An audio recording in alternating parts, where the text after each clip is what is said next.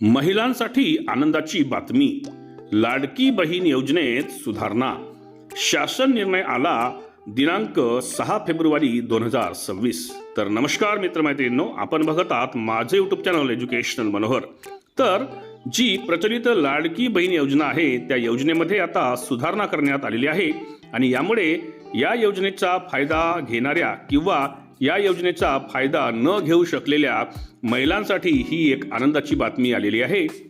या बाबतीत जो शासन निर्णय आहे तो दिनांक 6 फेब्रुवारी 2026 रोजी काढण्यात आलेला आहे आणि त्याबद्दलचीच माहिती आजच्या व्हिडिओमध्ये आपण बघून घेणार आहोत. त्यामुळेच या व्हिडिओला सुरुवात करण्यापूर्वी हे चॅनल एज्युकेशनल मनोहर यावर आपण नवीन असाल तर हे चॅनल आपण सबस्क्राईब करायला विसरू नका आणि हा व्हिडिओ बघितल्यानंतर या व्हिडिओला एक लाईक आणि जास्तीत जास्त शेअर करायलाही आपण विसरू नका. चला तर बघूया की लाडकी बहीण योजनेमध्ये कोणती सुधारणा करण्यात आलेली आहे.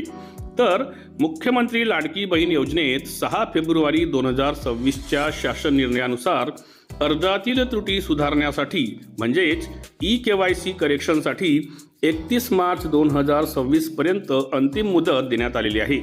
विशेषतः कुटुंबातील सदस्य सरकारी कर्मचारी किंवा पेन्शनधारक असल्याच्या चुकीच्या नोंदी दुरुस्त करण्याची संधी 26 लाख महिलांना मिळणार असून पात्र महिलांनाच लाभ मिळवून देण्यासाठी ही पडताळणी केली जात आहे.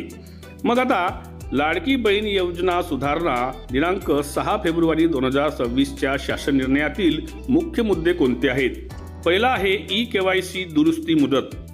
ज्या महिलांच्या अर्जात सरकारी कर्मचारी किंवा पेन्शनर या पर्यायाबाबत चूक झाली आहे त्यांना 31 मार्च 2026 पर्यंत ऑनलाईन पोर्टलवर सुधारणा करता येईल.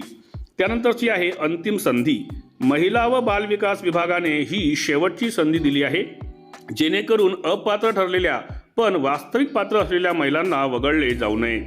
पडताळणी प्रक्रिया.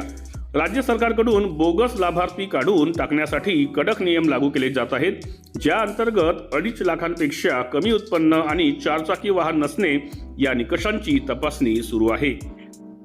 त्यानंतरची आहे दुरुस्ती पद्धत. पात्र महिलांनी अधिकृत योजनेच्या पोर्टलवर जाऊन योग्य माहितीसह कागदपत्रे अपडेट करणे आवश्यक आहे.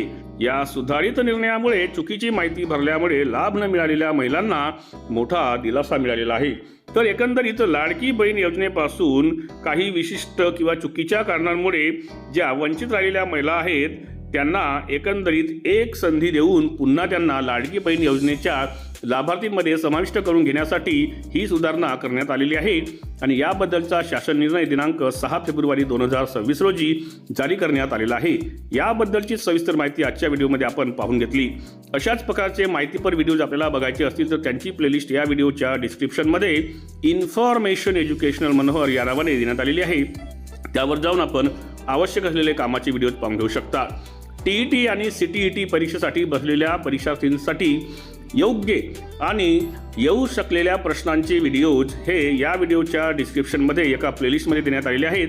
त्या प्लेलिस्टचं नाव आहे TET एज्युकेशनल मनोहर. त्यावर जाऊन आपण TETचे व्हिडिओज पाहून घेऊ शकता.